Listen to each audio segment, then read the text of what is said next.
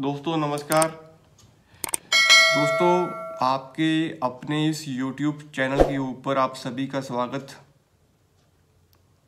दोस्तों हमारी ग्रहों के ऊपर जो श्रृंखला चल रही है, हमारे द्वारा जो भी वीडियोस अपलोड हुई हैं, आप उन वीडियोस को प्यार दे रहे हैं तो उसके आपका तहे दिल से शुक्रिया। दोस्तों हमारे द्वारा दिए हुए नंबर के ऊपर भी आप लोग मैसेज करते हैं, अपने जो आपकी क्वेश्चंस जो आपकी इंक्वायरीज होती हैं वो पूछते भी हैं। मैं आपसे सिंपल यही कहना चाहूँगा दोस्तों कि अगर आप प्रॉपर कंसल्टेशन लेके बात करें तो वो ज़्यादा सूटेबल होता है। फिर भी हम कोशिश करते हैं कि आप जो कमेंट बॉक्स में हमसे पूछते हैं हम उनका आंसर जो है वो देते हैं। कभी कभी दोस्तों रह भी जाता है, लेकिन अगर आपका कोई बेसिक क्वेश्चन होता तो हम उसका रिप्लाई जरूर करेंगे दोस्तों। लेकिन अगर आप प्रॉपर कंसल्टेशन लेके बात करें तो वो ज़्यादा आपके लिए भी अच्छा है। और अगर आपका कोई बेसिक टॉपिक जिसके बारे में आप जानना चाहते हैं तो आप ज़रूर हमसे जो आप पूछ सकते हैं। हमारे जो कमेंट बॉक्स हैं उसमें आप मैसेज जरूर करें दोस्तों, तो हम उनके ऊपर भी जो वीडियोस हैं वो बनाएंगे। आज ग्रहों के अलावा हम बात करेंगे कि जन्म कुंडली में जब कोई ग्रह आपकी जन्म कुंडली में अच्छा होता है तो उनके फल भी हमें अच्छे मिलते हैं। जब बुरे होते हैं तो इंसान जो है वो काफ़ी कठिन दौर से निकलता है दोस्तों। मोस्टली केसेस में राहु शनि की महादशा जो होती है कुंडली में काफ़ी बड़ी मानी गई है दोस्तों। शुक्र की महादशा भी बहुत बड़ी होती है दोस्तों, लेकिन संघर्ष की जो महादशा बोली गई है, क्योंकि आप अगर शनि की महादशा को समझें तो शनि की महादशा आपकी कुंडली में अष्टम, कर्म और 11th को बिलोंग करती है। तो इट मीन्स कि कर्म भी शनि देव के पास है, पैसा भी शनि देव के पास है और कहीं ना कहीं गूढ़ ज्ञान भी उनके पास ही होता है। तो मोस्टली केसेस में जब इंसान अपनी अमीरी देखता है तो वो शनि की महादशा में ही देखता है। जब वो गरीबी देखता है तब भी वो शनि की महादशा में ही देखता है। इट मीन्स कि कुंडली में बैठे हुए शनि पूरी जन्म कुंडली में सप्तम भाव जो कि बिजनेस का भाव होता है उसी में ही उच्च के होते हैं। तो ये महादशा जो होती है दोस्तों, ये डिपेंड करती है कि आपकी कुंडली में शनि की क्या पोजीशन है। राहु की महादशा में दोस्तों इंसान जो होता है बड़े गलत डिसीजन ले लेता है, मेंटली स्ट्रेस में रहता है, फालतू के विचार उसके दिमाग में चलते रहते हैं। ये सब राहु की महादशा में ही इंसान फेस करता है। तो कहीं ना कहीं महादशाओं का रोल बड़ा इंपॉर्टेंट होता है ज़िंदगी में।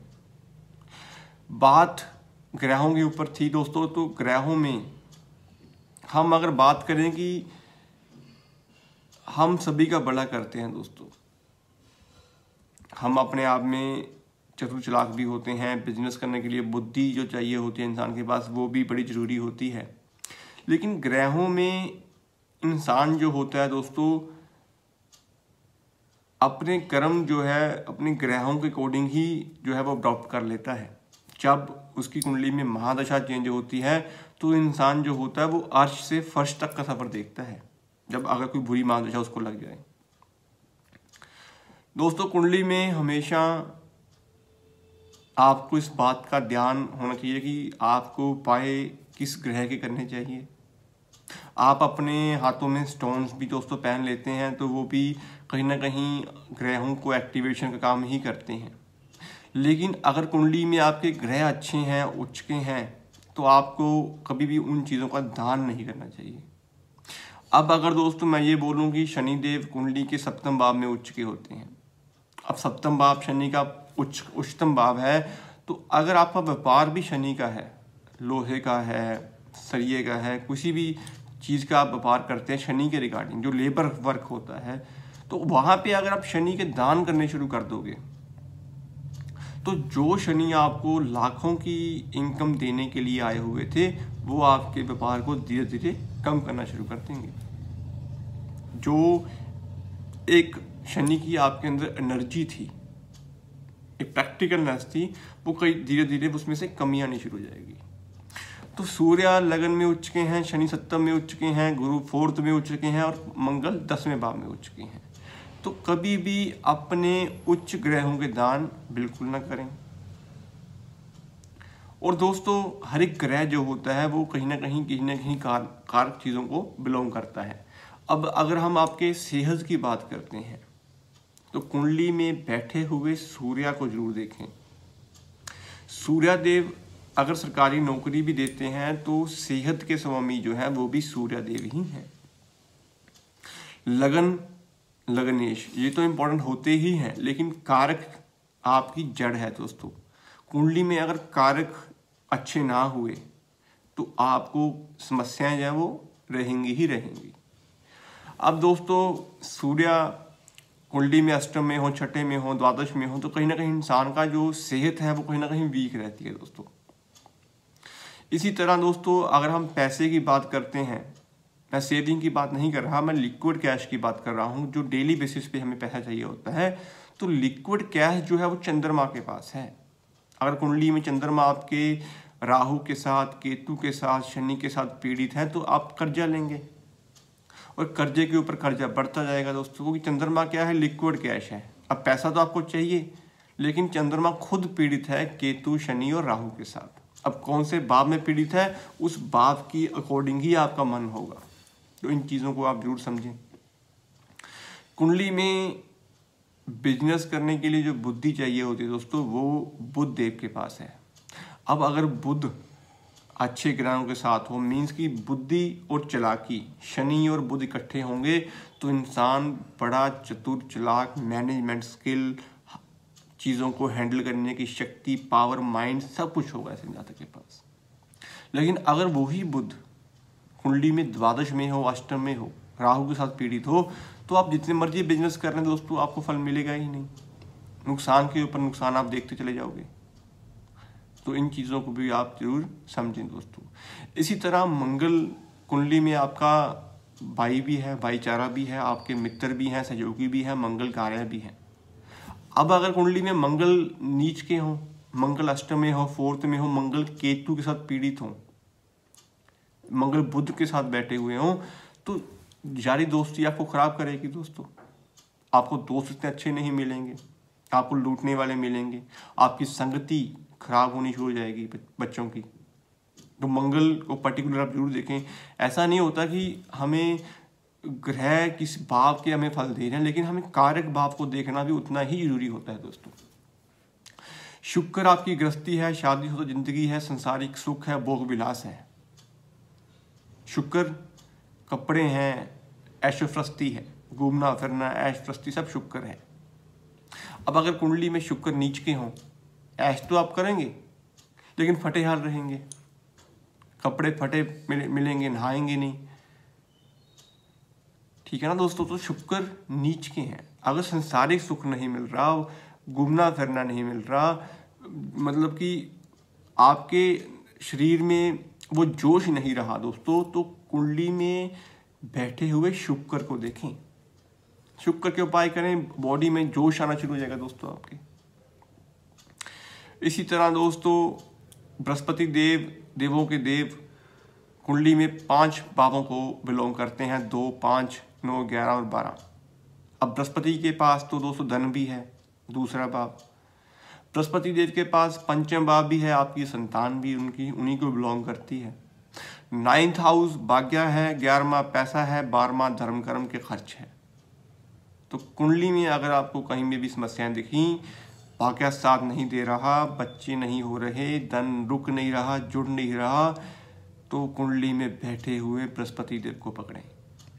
बृहस्पति देव कुंडली में जिस भाव में बैठे हैं, उन भावों के अकॉर्डिंग बृहस्पति के फल को समझें और बृहस्पति के उपाय करें, तो फल आपको मिलेंगे ही मिलेंगे दोस्तों। अब कुंडली में दोस्तों बृहस्पति देव उच्च के होते हैं 4th हाउस में।